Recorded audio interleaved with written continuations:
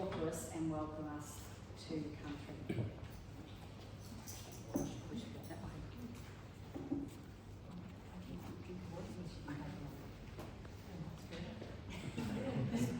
So thank you for that nice welcome. So Natma Gunichamaru Marine, welcome to Gunichamaru country. Today we acknowledge that we are meeting on the traditional homelands of the Gunichamaru people. I'll leave that in there. Pay my respects to my ancestors, elders and emerging leaders of our community, and also everyone in the room today.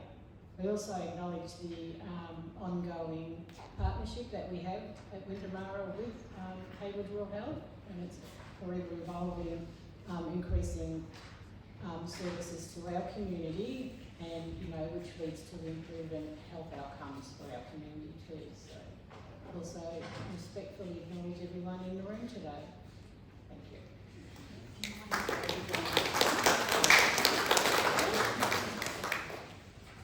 Just do it. No, I was going to pass it to you. Yeah. You're going to pass it to me, and I'm going to pass it. Yeah. I thought you were going to say a few words. I want to thank you for that very gracious and all of the work that you do in New Zealand. Yes. Thank So you. you- It wasn't necessary, but I appreciate that. No, what do we Appreciate your time. It's only close. You can leave here.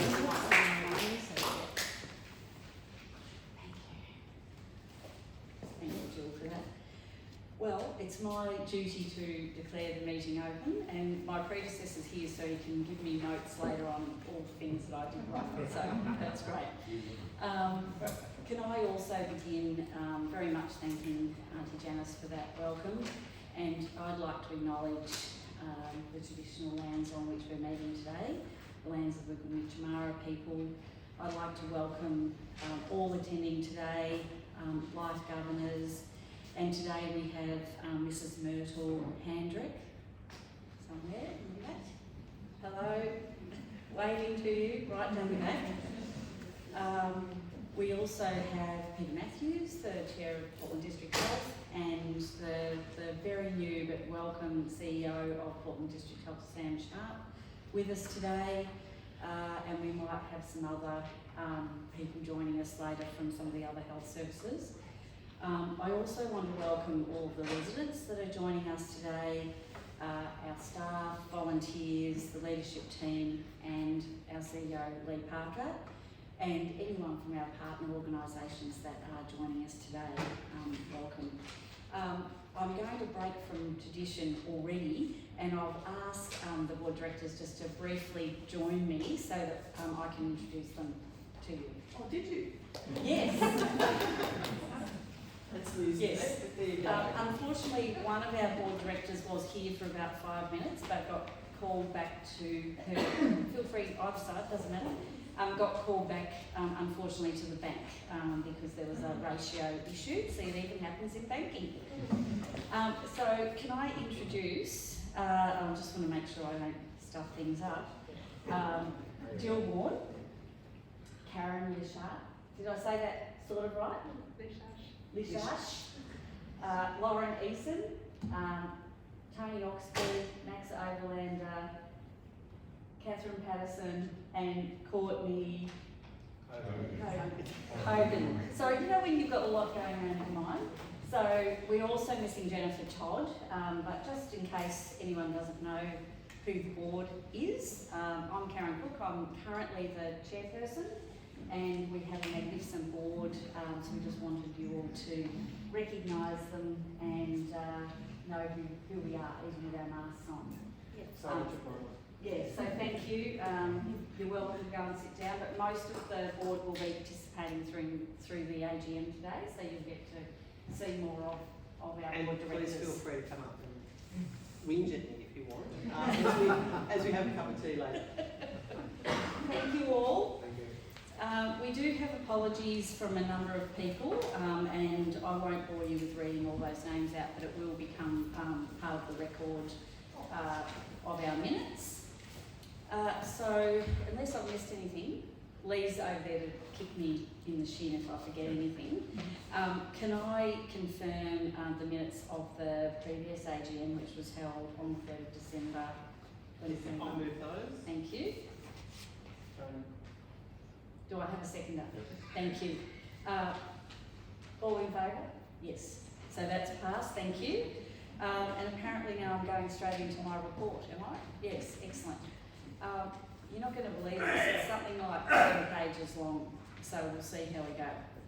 Hello Craig, and can I acknowledge Craig Fraser, the CEO of Southwest Healthcare also.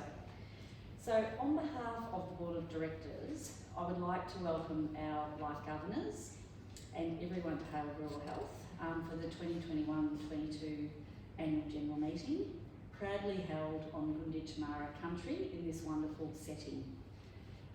I extend my deep thanks to Auntie Janice Lovett for her warm and deadly welcome to country, and importantly, I acknowledge the traditional lands on which we meet today. I pay my respects to elders past and present, and I extend that respect to all Aboriginal and Torres Strait Islander people joining us here today or viewing later online as we are recording this. For any of you wondering about the AGM for the financial year 2021 being held in February 2023, we are holding the AGM today later than usual due to a number of factors beyond our control and the control of the government of the day. As Victoria had an election in 2022, the government went into caretaker mode prior to that election, and following the election, all of the health services had to wait for finalisation of their annual reports and our audited financial statements before our reports could be tabled in Parliament. Until that happens, we're unable to hold our annual general meeting. So all health services were given an extension till the end of February 2023, and that's why we're here today. So uniquely, in 2023, we will be holding 2 annual general meetings, with the next one being probably sometime in November this year. So just a bit of housekeeping before I keep going. If you have any concerns about being recorded, it is fixed and it's only happening up here. Please let us know, or avoid being in the firing line. So I just wanted to make sure that people were aware that was there. As there are residents in attendance today, to keep them safe, we ask everyone in the audience to wear masks. However, they may be removed when you're participating in the AGM formalities. Toilets are available through both sets of doors, like I'm on an aeroplane, and they are in our Heywood lime green colour. The doors are painted, so you should be able to find them easily. In the event of an emergency, the exits are clearly marked, as you can see, and if you remain seated, and the wardens and the senior staff will provide us with directions. The nearest assembly point is the grassed area opposite the building next to the outdoor pond, which is over that way, and there's a lot of roses around there as well, I think. Heywood Rural Health is a thriving health service and public sector residential aged care provider. As a board, we are incredibly privileged to lead, govern and set strategic directions for this amazing health service. Heywood Rural Health is not the bricks and mortar it is made up of. It is held up and nurtured by the Heywood and regional community, the residents, the patients, the clients, the volunteers, staff, the leadership team, and our CEO Lee Parker, and the Board of Directors, along with the independent members who add strength to board governance committees. Finally, as one of over 70 Victorian public health services, we continue to build and strengthen relationships and partner where possible with our neighbouring health services, bush nursing centres, and more broadly within the health and aged care sectors. And we thank our partners for joining us today, and those that were unable, hopefully they'll enjoy watching the video online. I did introduce the board directors, so that's fantastic, and a late apology from Jennifer Todd, but she did pop in briefly. So in July 2022, we did welcome Jennifer Todd, who I mentioned, who's a member of the Finance Audit and Risk Committee, and Karen Lishage, I've got to keep practicing that, Karen. Who's a member of... More red wine. Yeah, more red wine. Member of the Clinical Governance Committee and also the Asset Management and Planning Committee. And although Jennifer and Karen were not directors during the previous financial year, which this AGM is held, the board is strengthened by their respective skills and expertise, along with their fresh eyes, to continue to challenge our thinking and bring specific capabilities which strengthens our board deliberations and our governance systems, enabling us to continually improve. Anyone falling asleep yet? We'll keep going. On behalf of the ongoing board, I would like to acknowledge and thank Phil Saunders, Board Director, for his 9 years service, including his final 3 years as the Board Chair and Chair of the Executive Remuneration Committee. I'm also acknowledging, and Phil's with us today, but I'm also acknowledging Deb Lorraine, who served for 6 years, including stints as Chair of the Finance, Risk and Audit Committee and served as Deputy Chair for 2 years, along with Jackie Price, who was our legal member for 3 years service, and her leadership on both the Clinical Governance and Executive Remuneration Committees, all of whom retired off the board as of the 30th of June 2022. We wish them well in their future endeavours, and I'm really pleased to have Phil with us today to keep an eye on proceedings, make sure I don't stuff it up. I also wish to take this opportunity to sincerely thank each past and current board director on their dedication and hard work, way beyond the formal scheduled meetings we have each month, and to acknowledge the magnificent support we receive from Cindy Hupperts, keeping us all organised, along with high quality of work and the operational leadership undertaken by Lee Parker and all of the leadership team. The board's role is made easier by the excellent quality of work, strong ethics, values and transparency demonstrated by the Heywood Rural Health team.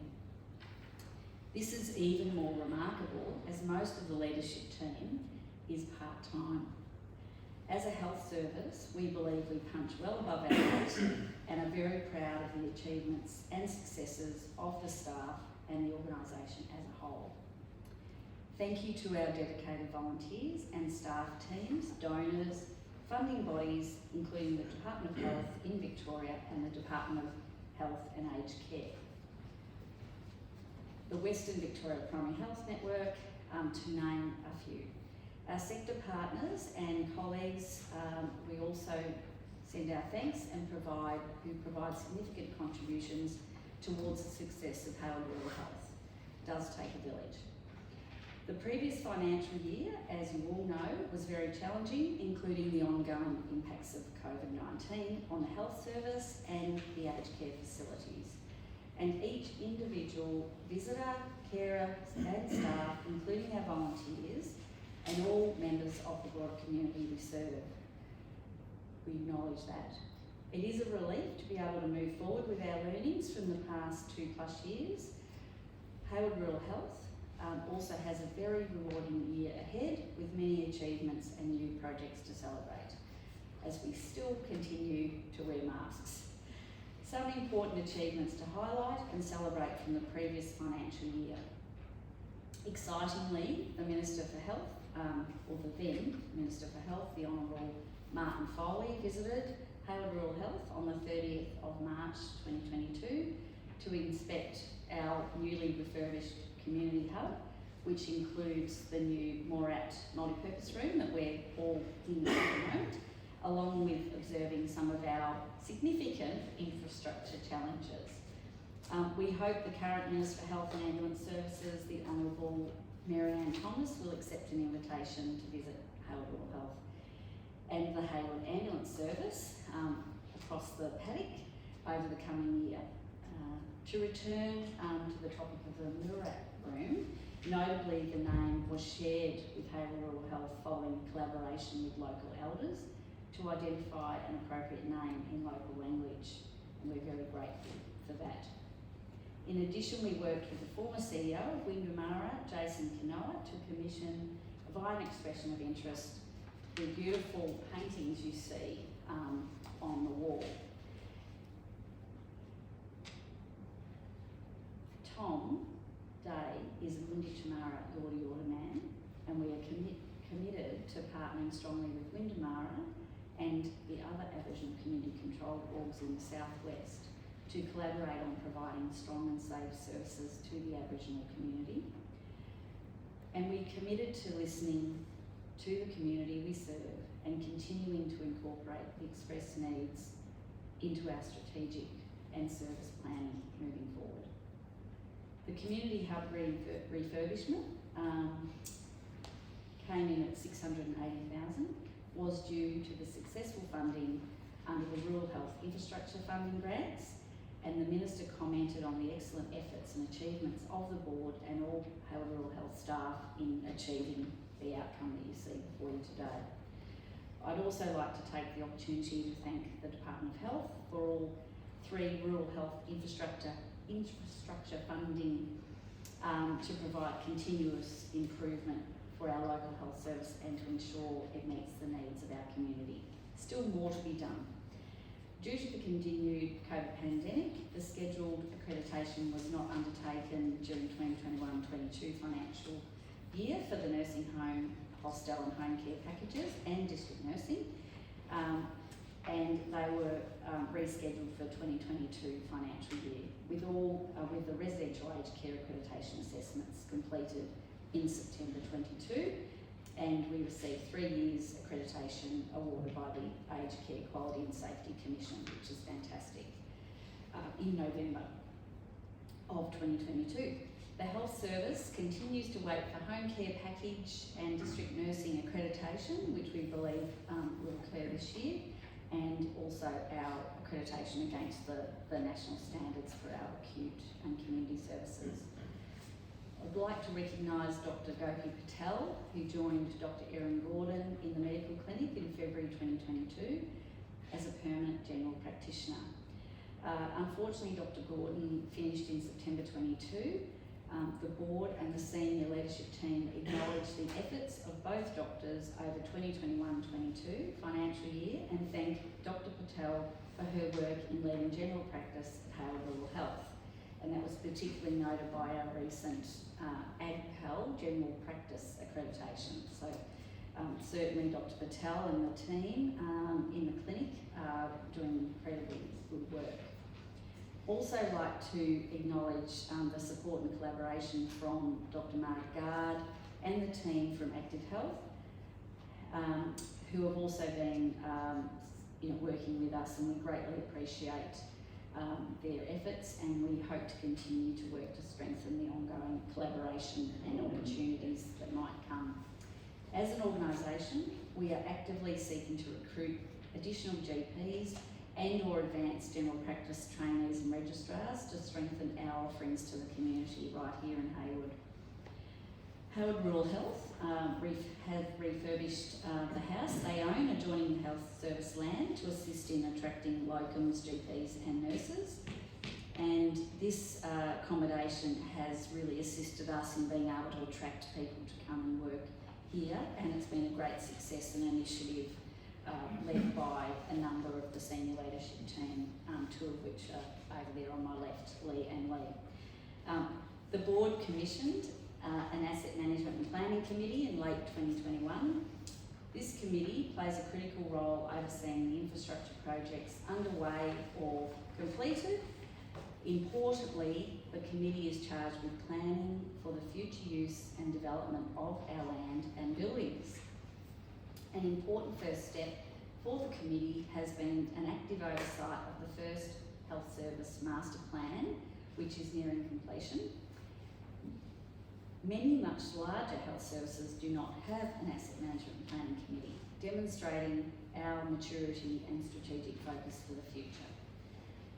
In September 2021, the health service engaged the service of consultant Claire Edwards to develop our next strategic plan to cover the 2022-26 period. The new plan was developed with the assistance of the Board of Directors and the leadership team and input from the local Heywood community and our stakeholders. It was fantastic to see over 600 individual pieces of feedback from the community and key stakeholders, which played an important role in the development of this important document. And we do have some hard copies available today, or you can download it off our website. And I think a few of you have already got a copy of it, so that's it. There's some over on the table, but you can download it off the website. So moving along, that's the end of my very long, boring speech.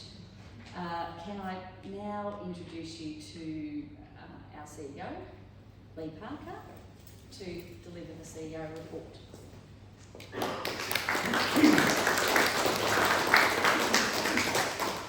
Thanks, Karen. I did try to keep this brief, but it's so hard to keep everything concise when it's been such a busy year, despite it being the report for 2021-22. Can I also begin by acknowledging the traditional owners of the land on which we're meeting today and paying my respects to elders past, present and emerging. And I'd also just like to pass on thanks to Auntie Janice as well for that welcome to country. In line with our vision statement, Heywood Rural Health continues on its commitment to meeting the needs of the community by providing a diverse range of services. So that's ranging from residential aged care, acute inpatients, urgent care services, community health, GP, medical clinic and home care packages. And we also have some very strong partnerships with the likes of Royal Flying Doctor Service and now Dorridge Pathology. So they're the on-site sort of relationships and services that we're providing ourselves or in partnership, but they're not the only partnerships that we do have. We have obviously a nice relationship with Windamara, which we're building on day by day. We have some collaboration pieces that we're doing with Portland District Health, and we deliver services under a contract with Westvic PHN, which actually takes us from Heywood right up to Western District Health in Hamilton, Balmoral, Harrow, Casterton. So we are not just centred on this little site here in Heywood.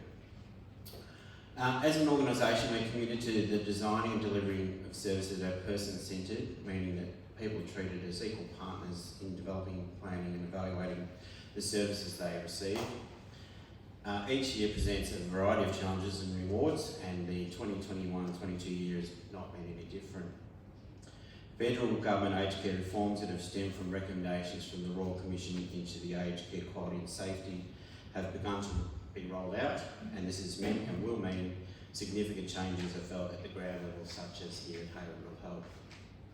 But the reforms also offer a number of opportunities for us as an organisation to expand our home care packages, and that has proven to be quite lucrative for us as an organisation, with demand increasing threefold since 2019. So we have about 45 home care package recipients that live and reside in as far as Nelson up to Dartmoor, around to Tirrandara and Portland.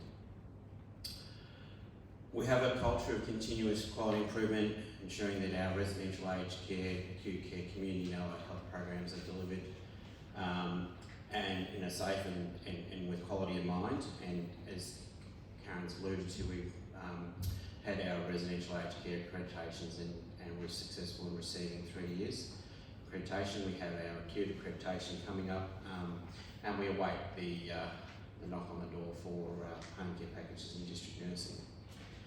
I did want to take a few moments to highlight and reflect on the many initiatives and achievements of the health service during the 2021-22 financial year.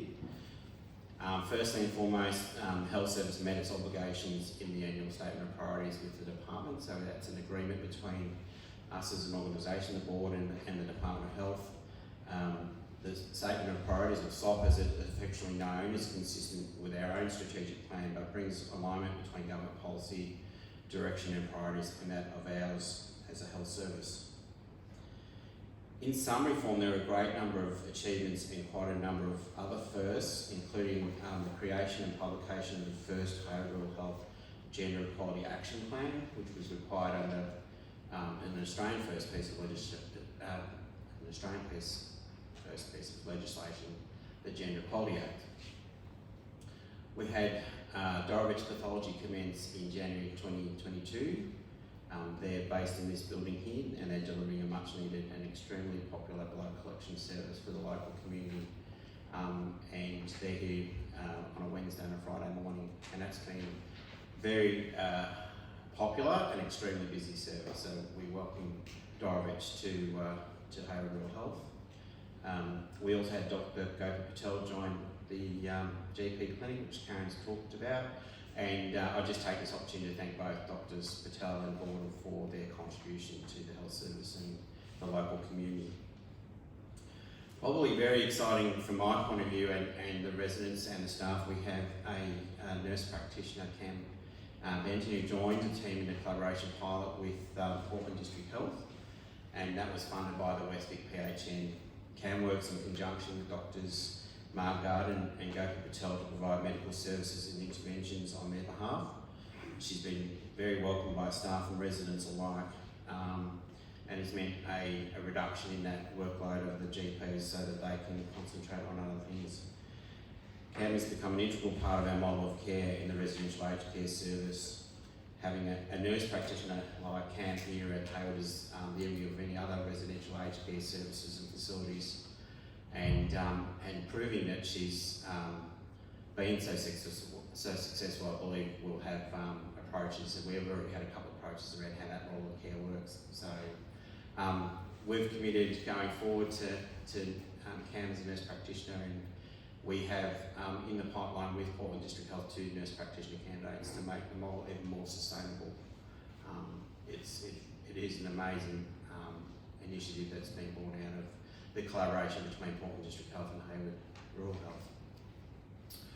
The other exciting announcement was in May 2022, the state government in the budget of the day announced an allocation of money to commence the planning for the redevelopment of a 45-bed residential care facility.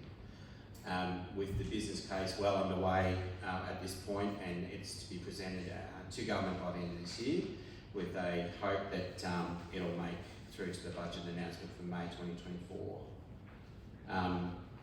This announcement and subsequent planning ties in perfectly with the Health Service Master Plan, which is it's nearing completion in terms of being endorsed and ready to go. There are some samples and an example of what the Master Plan looks like up on the whiteboard over in the corner. The Health Service recognises also that family violence is a health issue, and over the past 4 to 5 years we've participated in the strengthening hospital response to family violence under the MARAM framework.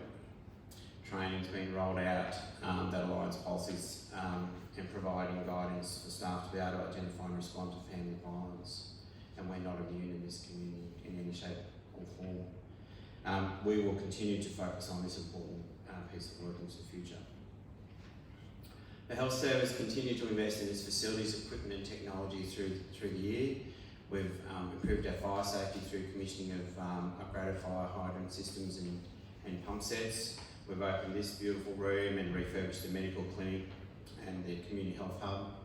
When the Minister was here, we showed him the new aged care kitchenette that was funded through money provided by Rural Health Infrastructure Fund.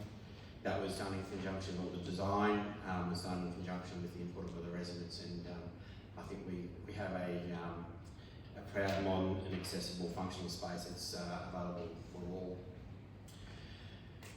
Despite various COVID restrictions there, we managed to get partway through our residential aged care refurbishment program. That was also a piece of funding that was through government.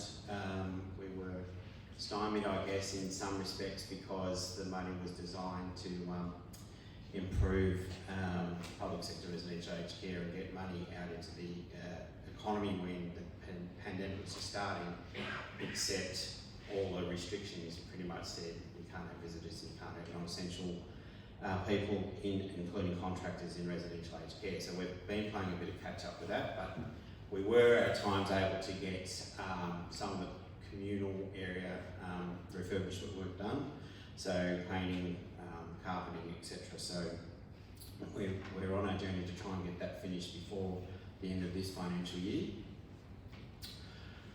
Vicky Jelly, for those who can remember, came, Vicky Jelly from Peter's project provided funding probably at about the same time, early in the pandemic, and we weren't able to do any of that work, but she did come back in that year and opened the refurbished palliative care space that Lauren had a very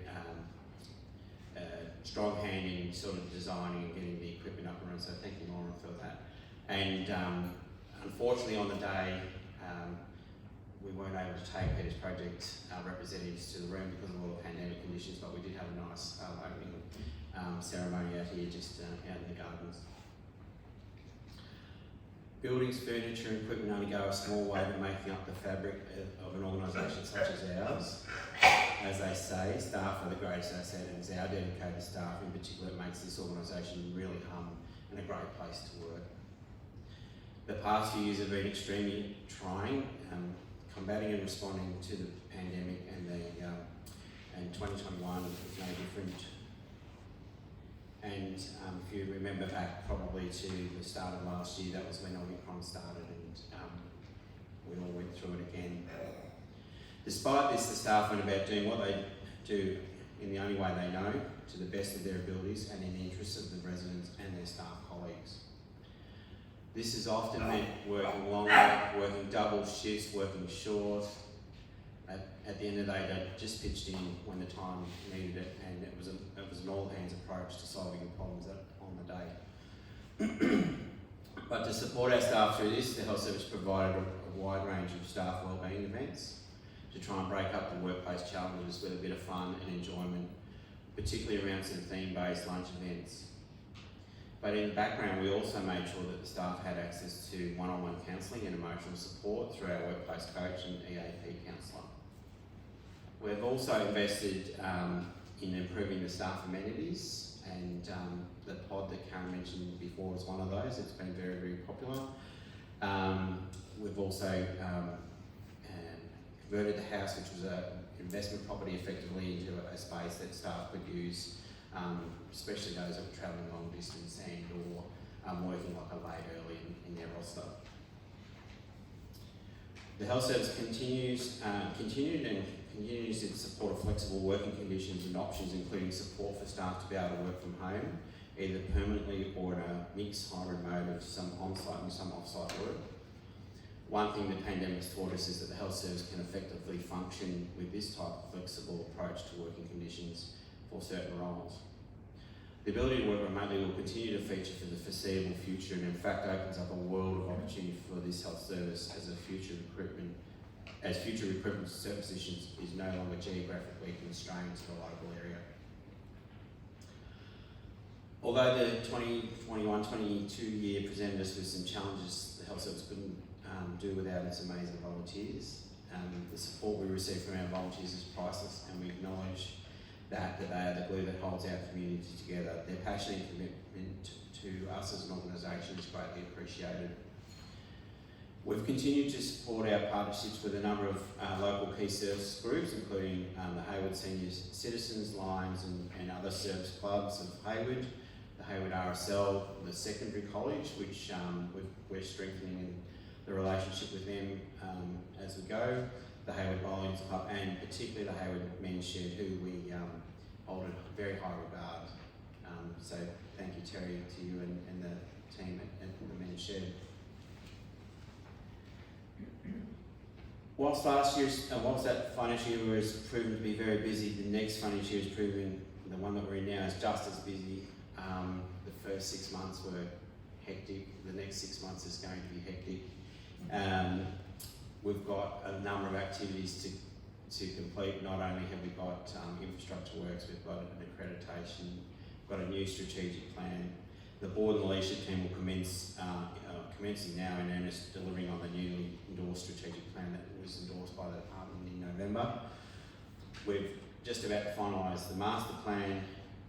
We continue to work with the Department of Health and the Victorian Health Building Authority on the 45-bed residential development, and we're about to commission a consultant to work on developing the next 5-year service plan. So once that's complete, then we'll have 3 key strategic documents that are all less than 12 months old that will guide us for the next future as we build an exciting future from all of that. In closing, I'd like to take this opportunity again to acknowledge our magnificent team of staff and how they embrace the changes and challenges to enhance our service provision and ensure the best outcomes for our residents and consumers, despite everything that has been thrown at them. Take this opportunity to recognise the support of local service clubs, the GPs, contractors, SWA staff, Westvic PHN, and I need to also acknowledge the support guidance from the Department of Health in the regional office, Barwon South West, Larry, Joe, Jacinda and Lee. Even though Joe and Jacinda have now retired or moved on to other things, as well as Joe Miller, who is the Manager of Health Performance for Barwon South West. In last few words, I'd like to acknowledge the support of the board, particularly both board chairs that I've worked with now, both Phil and Karen. They've provided unwavering support and a level of expertise and counsel on many matters, and I truly appreciate you both for that. Likewise, the board as a whole has a great dynamic and broad range of skills. They are very open and embracing of building and developing the health service in the best possible means. And it would be remiss of me not to thank and acknowledge the leadership team for the tireless work they do. Karen did point out that many of them only work part-time, despite the heavy demands of working in health, particularly public health, and the compliance regime that goes with that. They've risen to many and various challenges over the course of the past few years, and I'm truly grateful and appreciative. Thank you. It's been a privilege to have led and continue to lead this great organisation.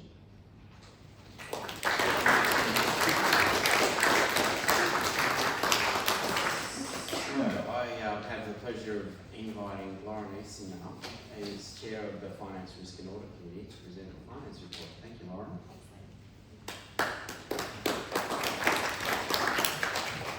feel like I'm just tall enough.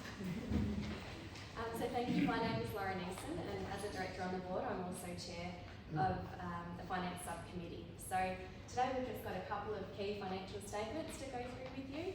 The first one is the comprehensive operating statement. So this statement captures the income and expenditure required to provide all of the services that Heywood Rural Health offer. So as you can see, a huge part of the revenue is sourced from government funding, and also in expenditure, a huge part is employee costs. Obviously the result of Heywood Rural Health being a large employer in the Heywood community. We'll go on to the next one, thanks Cindy. And now we also have the balance sheet. So the balance sheet is a snapshot of the financial health of an organisation. Again, in 2022, Heywood's reported another strong position of its assets over liabilities. For more information on the financial statements, it can be found in the annual report where the notes to the accounts show a vast display of all the detail behind these numbers. I'd just like to take this opportunity to, my short time on the board is coming to an end at 30th of June, so just like to thank my fellow directors, Lee and the leadership team. Certainly my experience at Heywood Rural Health has been a very well governed organisation. There's been an increased focus on asset management, which is fantastic, and obviously lots of exciting times ahead with the draft master plan, so thank you. I'll just check my running sheet. Who am I welcoming up now? Thanks, Karen.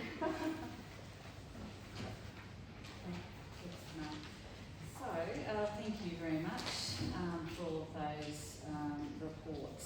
Hopefully you're all still awake. Can I please call on a resolution to accept the annual report, the Chair's report, and the CEO and the Finance report? I'll move that. Thank you, Jill. And Karen seconded. Thank you. Now we move on to a very special part of this annual general meeting, and it is our delight to award 2 life governorships at this meeting today. And I'd like to invite one of my fellow board directors, Catherine Patterson, to present the first one of those. Thank you, Catherine.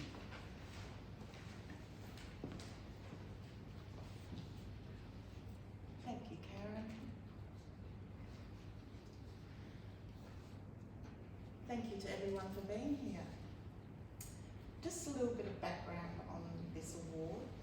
A Life Governor Award is conferred upon a person to recognise a significant contribution through their voluntary, philanthropic, I'm a little bit taller, aren't I?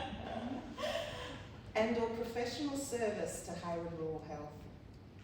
Service worthy of note may include outstanding achievement or commitment, performing above the call of duty, the range of work performed over an extended or shorter period, a significant activity, and a demonstrated commitment to our health service values.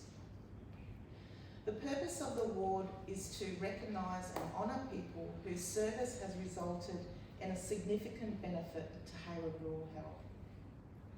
The Heywood Rural Health Life Governor nomination process saw the following successful recipients nominated and endorsed by the Board of Directors to be inducted as Life Governor for their dedicated and outstanding service to Heywood Rural Health. This is a privilege. On behalf of the Board, I am proud to recognise and announce Max Oberlander as a Life Governor.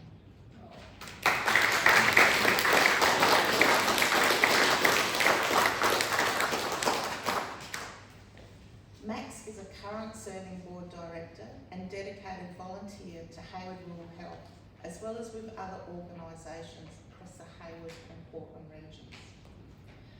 Max's service to Heywood Rural Health includes significant hours of volunteering, over 12 years, and serving as a Board of Director for 4.5 years, with hopefully many more to come. The Board felt very strongly about the importance of recognising Max for his significant service to Heywood Rural Health and broader community. In Max's volunteer capacity at Heywood Rural Health, he has provided dedicated and regular gardening services, which are received by our residents with such positive engagement, creating a caring and respectful interaction, therefore forming connections with each other and the garden.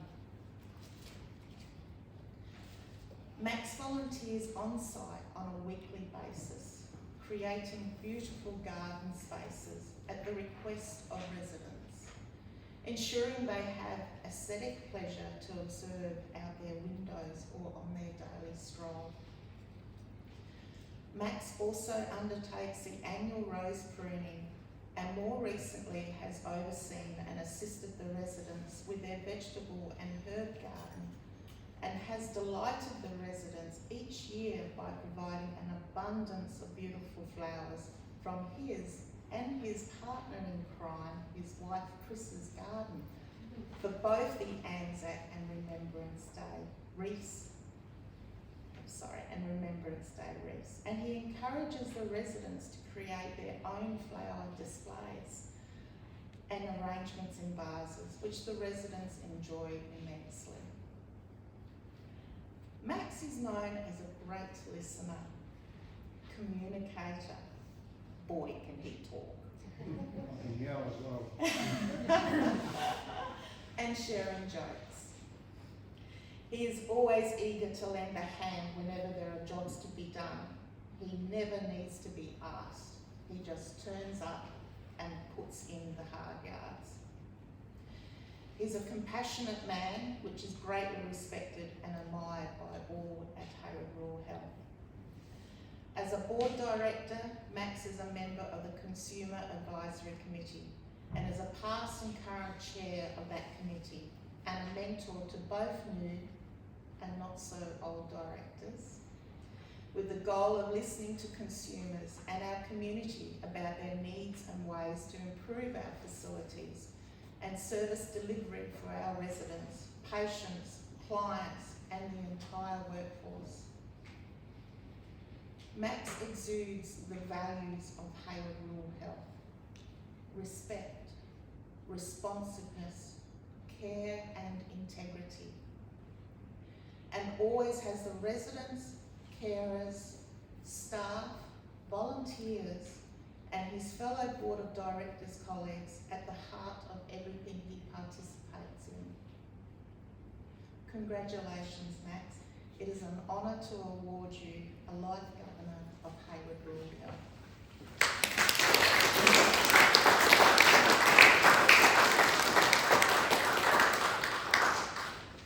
Excuse me, I've got still pick up. Oh, good, I'll come here. Thank you very much. I'm absolutely honoured.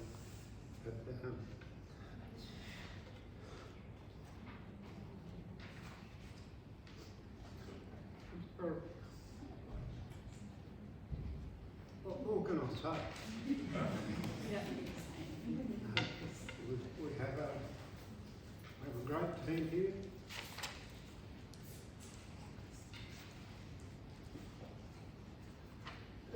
He just really loves being part of the board. I knew he'd do this. He's just all heart. Yes, and he would like to thank everyone and those who nominated him, and thank all the board. It's just a pleasure, he says, to work with them all.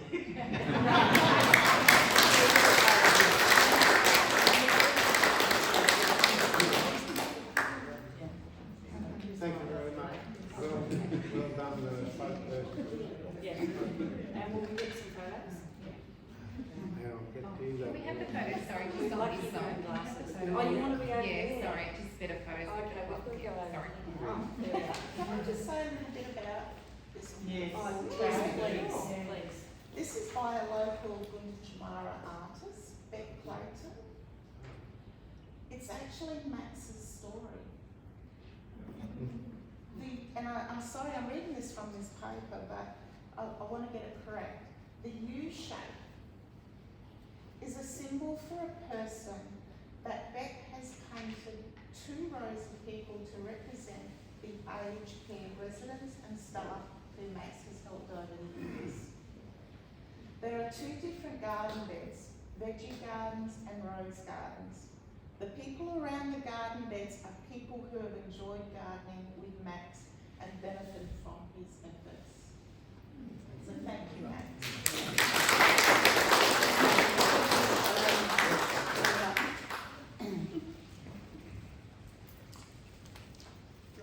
Yeah, we'll get them, and then just one of the 2 of you. Yeah. All right. Good Who's smiles. going to do the damage? Yeah. Thank you, and then just Chris and Max. Yep. Thank you. Thanks, everybody. Appreciate it.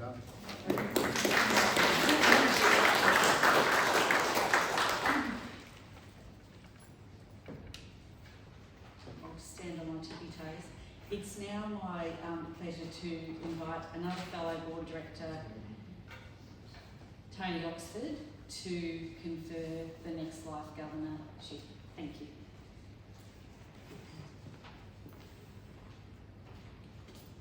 Thanks, Karen. I have the pleasure to introduce a person who actually interviewed me to join the board, and I've held it against him ever since. But it's been a pleasure working with him, so I was honoured to be able to come up here and to do this presentation. So, on behalf of the Board of Directors, I announce Phil Saunders as a new Life Governor. Phil's provided dedicated service to Heywood Rural Health in his leadership as a very active board director for 9 years and board chair for 3 years in his final term on the board up to June 2022 has been outstanding. He's a key leader in improvements in the governance sector and community partnering and his authentic engagement with people. Phil was instrumental in encouraging some of our current and former high-performing board directors to apply for appointment. Phil also has played a significant role in fundraising activities and HRH community events, and always focused on championing Heywood Rural Health to the government, Department of Health in Victoria, and and with other health service partners, in particular Windamara. I think some of them in the department sort of were looking the other direction and tried to head off when Phil turned up, but he always managed to call them. Phil was warmly engaging of all staff, residents, fellow board directors and regional stakeholders looking for opportunities to strengthen Heywood rural health. Phil's energy and enthusiasm and his service on the board had a very strategic focus. He embraced supporting new directors to develop their skills and demonstrate their capabilities in leading Heywood rural health as the governing body. And I thank Phil personally for his support with helping me through that process. Phil's greatest attributes is how easy he is to get along with, his reliability and sense of humour. He's always happy to share a joke. So you can imagine a board meeting with him and Maxie there, they were quite interesting. But with Phil, he was always the butt of jokes at times, and he never took himself too seriously in the roles that he had, and that was sort of a pleasure to work with him in that capacity. Phil knew how to prioritise, when to take action, and supported collective decision making, which was always in the best interest of Heywood Rural Health as an organisation, for the workforce, and most importantly, the residents, carers, patients and clients. Phil has been a motivator in striving for excellence in healthcare, demonstrating the Heywood Rural Health values, and has seen the health service continue to improve, be accountable with regulatory and legislative frameworks, and seen positive change and multiple achievements over his 9 years of service. Congratulations, Phil. It's an honour to award you a Life Governor of Heywood Rural Health.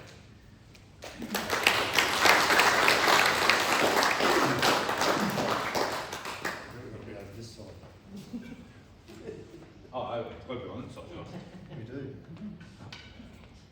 Congratulations. Well done. Get a photo, Channel 7.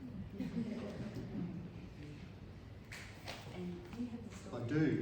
So I've got a bit of a story Yeah. for Phil. So again, this is one of the artworks that was sort of commissioned for these. And as you can see, Phil's is significantly different to Max's because they tell the story of the individual. And we are different too. So Phil's story is about his journey and the lines. So this is the journey that sort of Phil's been on with the board and as a chair with talking with the department and the government and various other people. The people in the circles, so these ones here, are the people that Phil has advocated for, consulted and improved service provision in the past, present and future. So that's these circles here. And this U shape has indicated Max's represents people, and in this case the symbol is Phil, networking in meetings on the board and with the community. And the different colour blues, so various blues in the picture, depict the changes and outcomes that Phil has contributed to achieving. So quite significant, yeah. I think it's fantastic. Fantastic. Very nice. Just a few words. The current chair and the CEO went on and on for ages. Very honoured to receive this. I enjoyed most of my time on the board. It was pretty tough in the early days. Where's Lou? Pretty tough in the early days, wasn't it, Lou? But yeah, no, the Heywood, I enjoyed my time, and anyone thinking going onto a board, I thoroughly recommend it. You get back what you want, and I accept this on behalf of my fellow board directors, who I was only one of a very functional team. So thank you very much.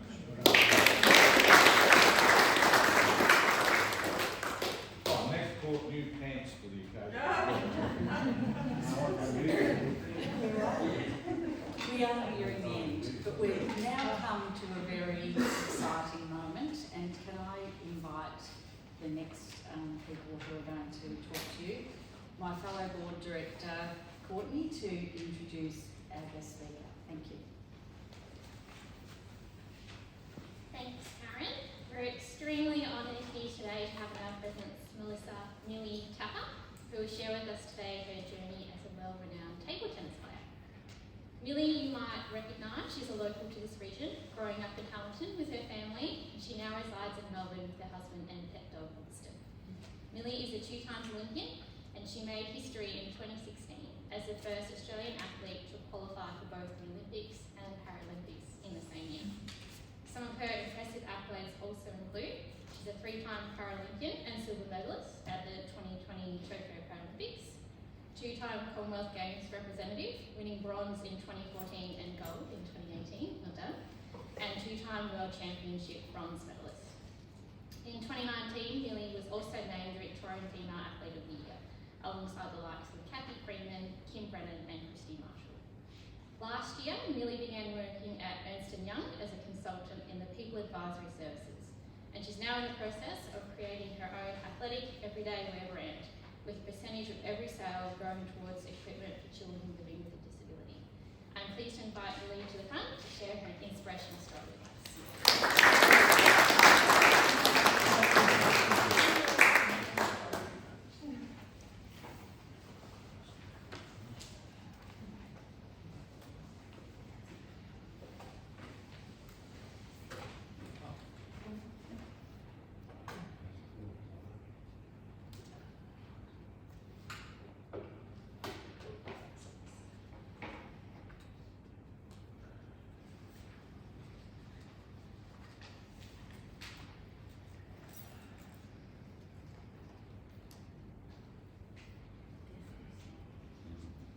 There you go. Oh, we have success. Alright. Alright, beautiful. Well, I just firstly want to say a massive thank you to Heywood Rural Health for having me here today. I can just tell by the vibe that I get from in the room, it's definitely a big family and a great community to be a part of. As Courtney did say, I was born in Hamilton, and I don't know whether anyone happened to notice that there was something a little bit different. Did anyone notice? My hands? Yeah. So I guess to give you a little bit of background, I was in fact, well, I have to actually start with my mother, the beautiful woman, I guess, delivered me on her birthday, the poor woman, and I was 11 pound 2. So think of a whopper, and that was me. She also delivered me naturally, and as a result of that, being so large, I was stuck, and what they had to do was they pulled me by my right arm to get me out. So in doing so, ended up completely tearing the nerves in between my neck and shoulder. So doctors told them, it's all good, it's going to heal on its own. But at 4 months old, they realised I still had no use of my right arm. It was basically just hanging by its side. So we ended up making the big trip to Melbourne to see the specialist. And they ended up explaining I have what's called a condition brachial plexus. And this really is the fancy words for saying that these nerves had been torn. I mean, I'm in a medical place, so you guys are probably all across it. But what they ended up doing, so I was 4 months old. Later on, feel free, check out the back of my legs. I have these really cool scars. They're about this long. So what they did though, when I was 4 months old, was they took the nerves that apparently I don't need, joined into the ones that were broken in my shoulder, and then today that has now given me this opportunity. I am trying to hold it as much and as high as my left. That's as much as I can do in terms of finger movement. Yeah, and my favourite, I don't have any wrist movement at all. But in saying that, that's completely fine because I have become very good at doing things one-handed, left-handed, and finding solutions to problems people generally need 2 hands for. And I think one of the biggest things that really stood out for me that I still remember so clearly today was the day I decided I want to learn how to tie shoelaces. Seems like the most simplest of things, but I came home from school and I sat on my brother's bedroom floor, and he had a really old school pair of rollerblades. Ones with the long laces, not the funky buckles. Yeah, and I sat on his bedroom floor and practiced about 4 or 5 hours until I found a way that I could tie shoelaces. And I think that was one of the most pivotal parts for me, because even though it took me a really long time, sometimes it might look a little funny when I do things. I might use an extra body part to try and help. But as long as I could still achieve the same outcome as everyone else, to me, that was all that really mattered. So as a kid, I guess growing up in a small country town with a disability, that ended up becoming my superpower. I'll play this one in a second. But I think it was from this point on, I began to understand that if I wanted to be able to do something, and if I found a little obstacle, it just meant I needed to go away for a while and practice it, and maybe ask my parents for some ideas, whether it was teachers, whether it was friends. But it was because of this, I ended up understanding that I can do what everyone else can do, and lo and behold, some of the times I think I'll end up doing them better because I'm willing to spend a bit more time doing it. And with that, I ended up finding table tennis was a very big passion of mine. So I'd love to play just a quick, short clip of me playing. I don't know if anyone's seen table tennis being played in live, but I mean, I hope everyone's had a go of it because I'm not biased, but it's definitely the greatest sport there is. Hopefully it'll play. Yeah.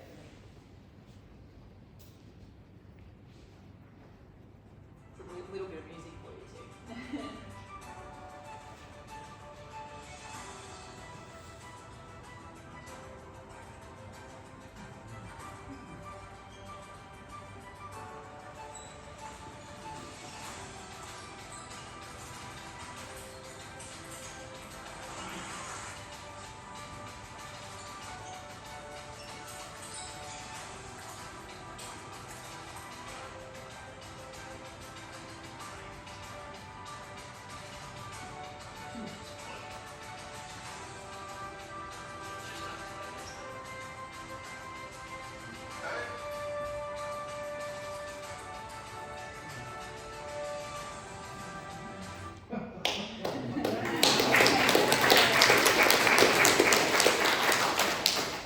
But that was purely, I'm going to come to it, but that was definitely possible because of the people I had around me, growing up in particular.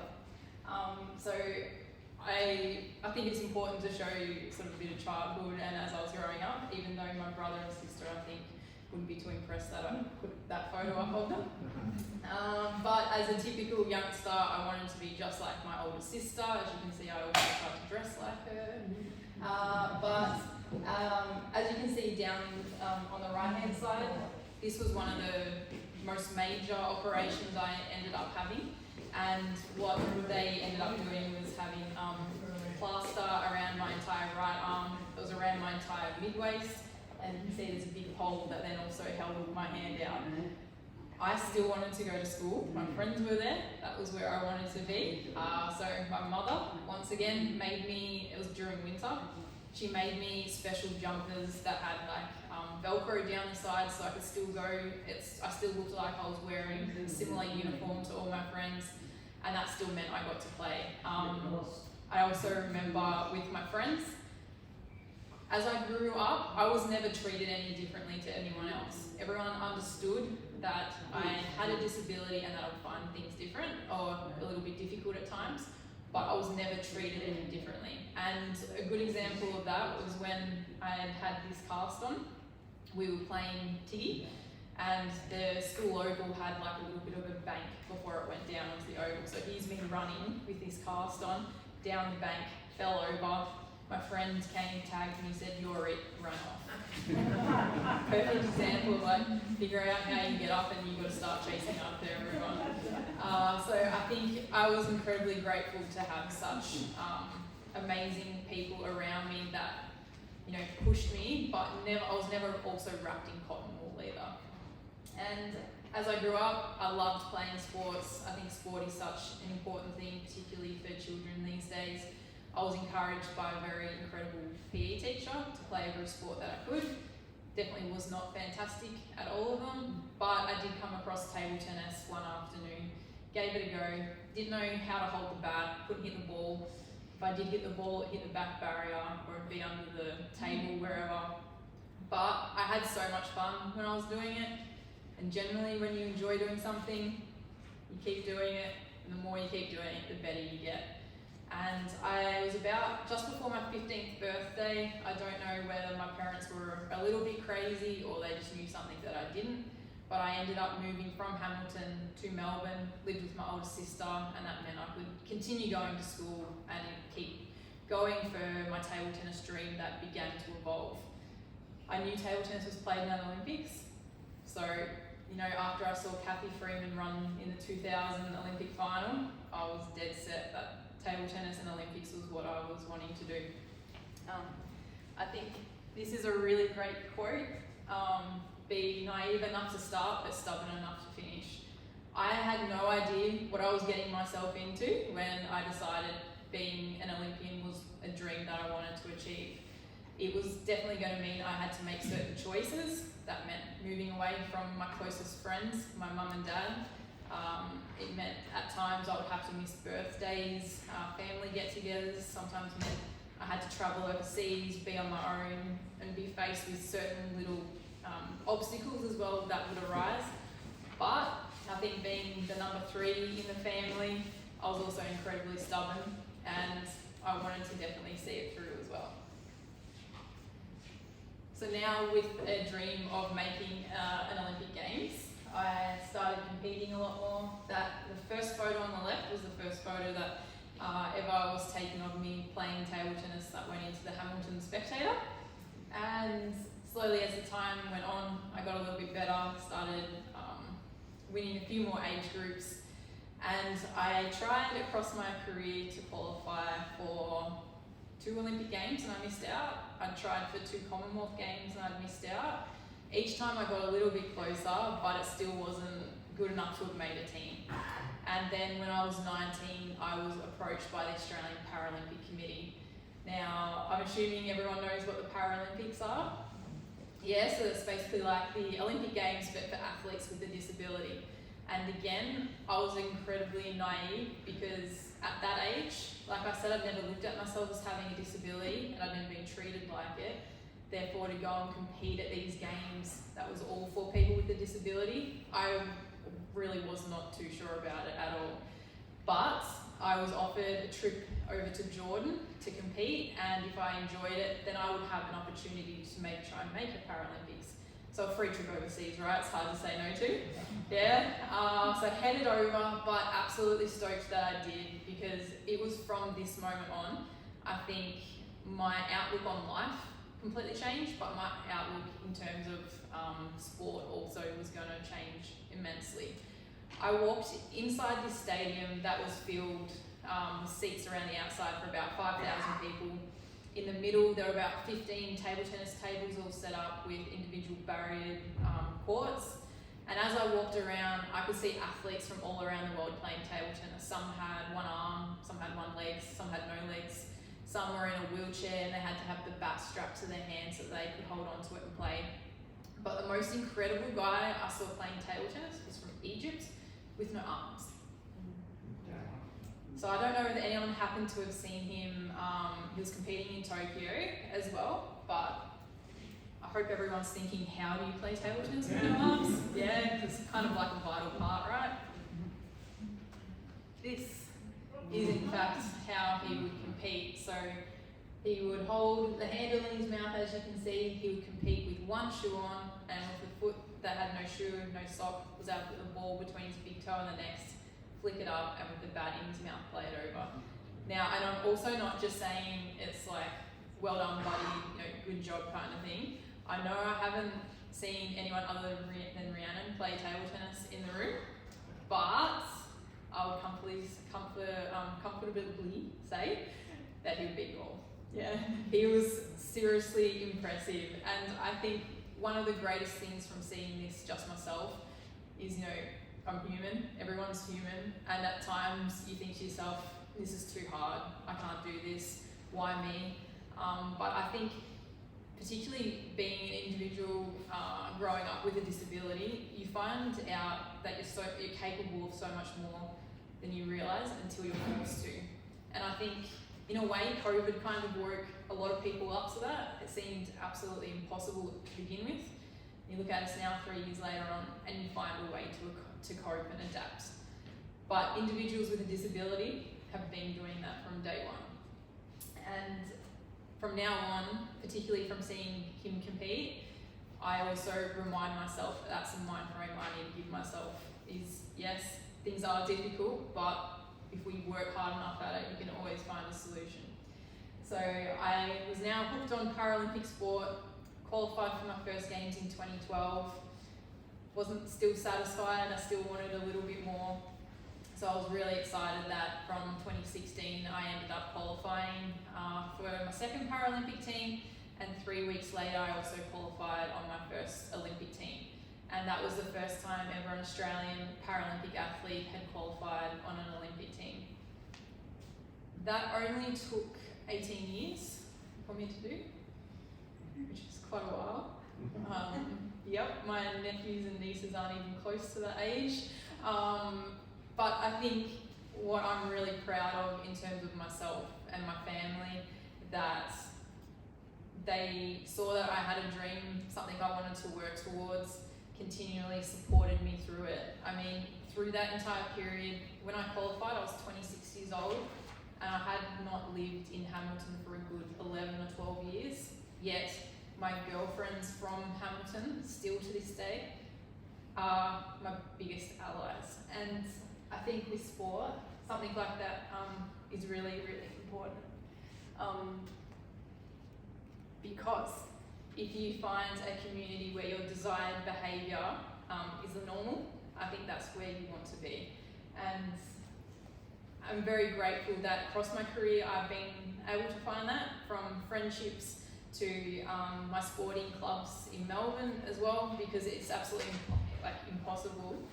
You can be good on your own, but to be great, I think it's better to go with everyone. And same with that as well, this is always a fun part, is some of the most important people that have helped me to be able to achieve my goals. So the top left is in fact my husband. He coached me through probably one of the main majority bits of my years as an athlete. He's also a table tennis player, so don't ask me who's out of the both of us. My gym trainer in Melbourne, so the bottom left, he was a very instrumental part in terms of pushing me to become stronger, improving, I guess, my body and enabling me to be able to train more on the table to keep on going.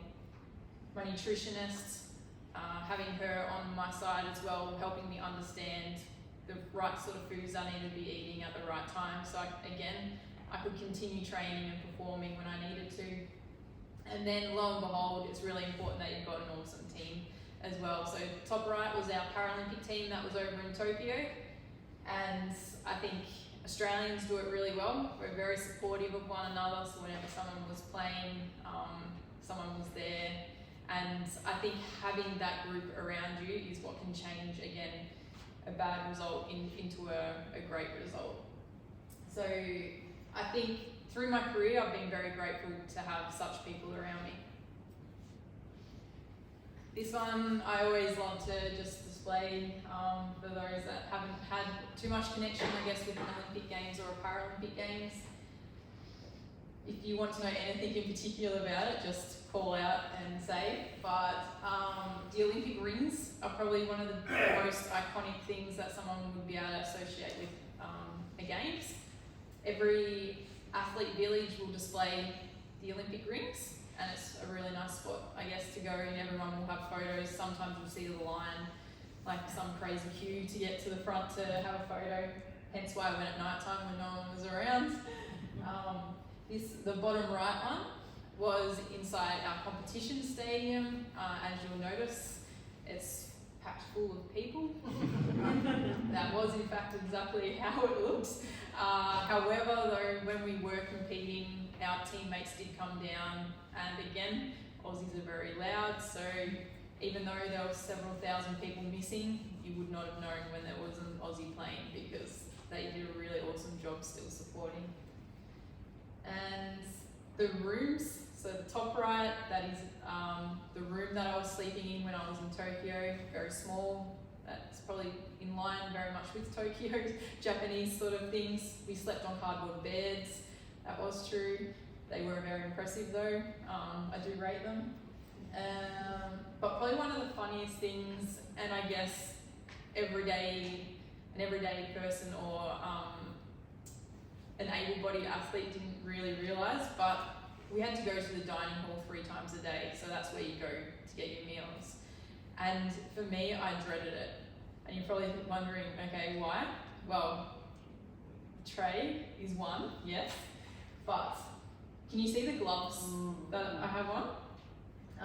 I don't actually know what they're made out of. You guys might know a bit more about them, but obviously we had to wash our hands before entering, then sanitize, and then put our hands into these gloves. So one, when your hands are slightly wet, trying to get them into these gloves was a nightmare.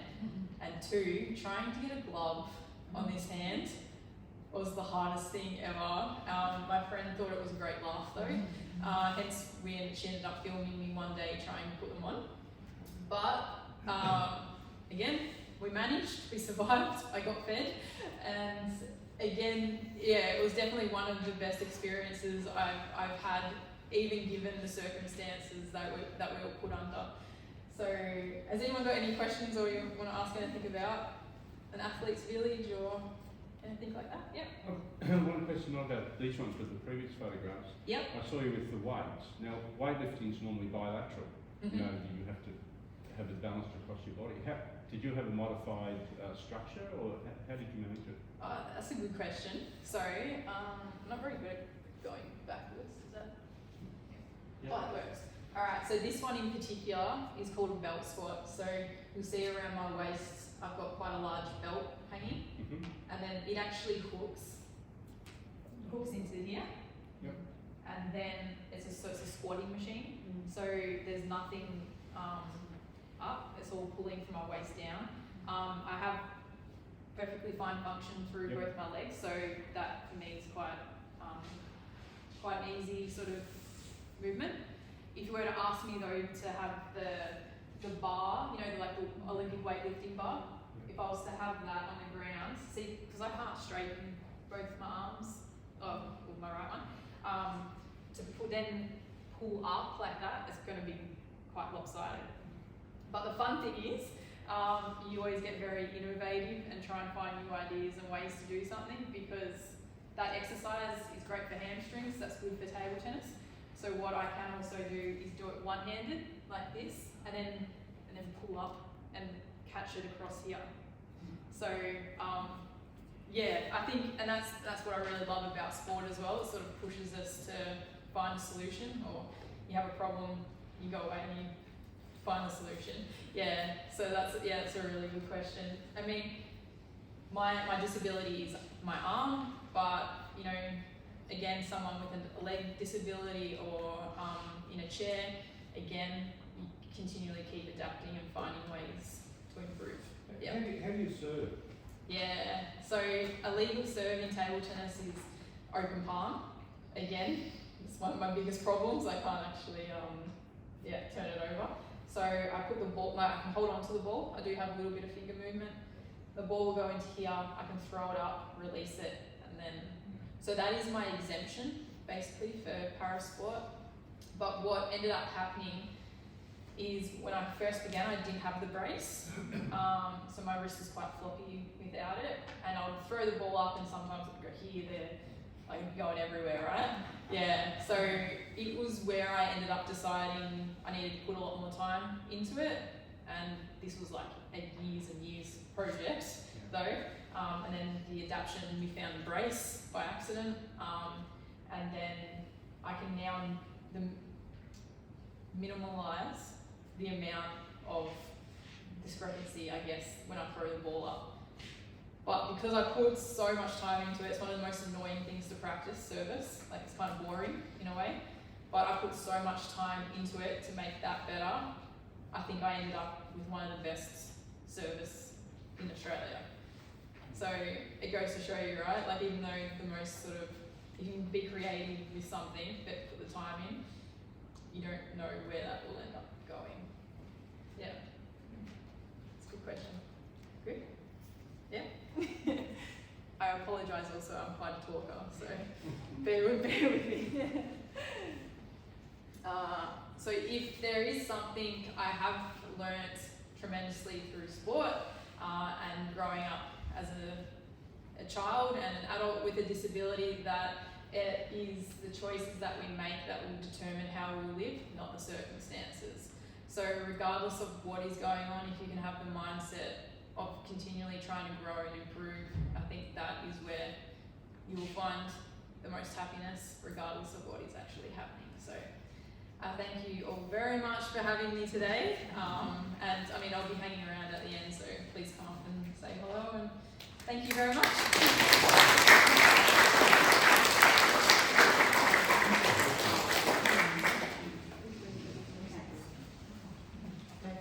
Thank you, Millie. I know that we're all probably going to want to go home and practice our table tennis and think that we look like you, but look nothing like it. We do have a small gift here that Max is just going to present to you now.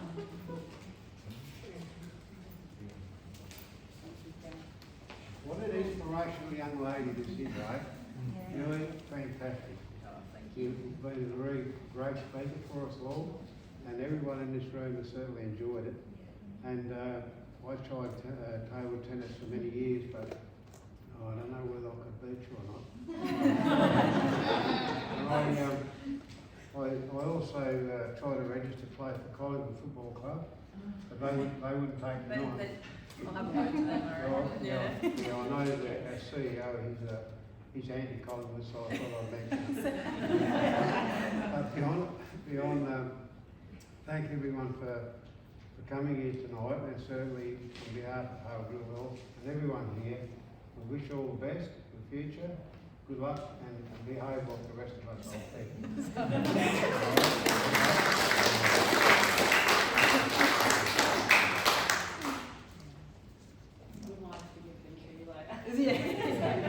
Yeah, I might sit them down for now, yeah.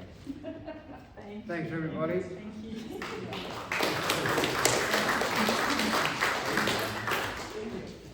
You're next on, I think. Or was it just one?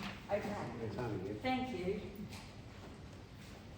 Oh, hang on, I've lost my paper. Hang on, excuse me just one moment, sorry. Board chairs too. No, there was, oh, here it is, we've got it. Catherine's pilfering my notes. You'll be pleased to know that we're coming to the end of the meeting, and it's been fantastic to have you all join us, and thank you for your patience. Can I just acknowledge a few people before we finish? Auntie Janice, yet again, thank you so much. Congratulations to our new Life Governors, Phil and Max, who are now joining our other Life Governor, Mrs Myrtle Andrew. Our guest speaker, Millie Tapper, what an inspiration. Just fantastic, and we really, really are appreciative of your time in talking to us today and inspiring us. To Cindy Huppets and also to Erin Wilson for doing the Channel 7 and Channel 10 media for us today, organising all the logistics, although we didn't anticipate Catherine stealing my piece of paper. But all the work that everyone does in putting together an event like this, to Lee Beddoes and his team for the catering and the afternoon tea, which we will invite you to join us. To Bob, John and Harvey for their work in keeping the gardens in immaculate condition, and they just look amazing, in addition to Max's work, as you've heard earlier. And I just want to also acknowledge on behalf of the board that we have an outgoing Director of Clinical Services in Glenna Steen, who's with us somewhere. Oh, there she is, hiding behind Phil. We just want to thank you for your service. We know that you're retiring at the end of March, and we appreciate all the work and effort that you've put in and the stabilising presence that you've provided during the time that you've been here, and we're very delighted. And finally, to our outgoing Board Director, Lauren Eason, who presented the finance report. On behalf of the board, we sincerely want to thank you and acknowledge your significant contribution. to our board and to the health service.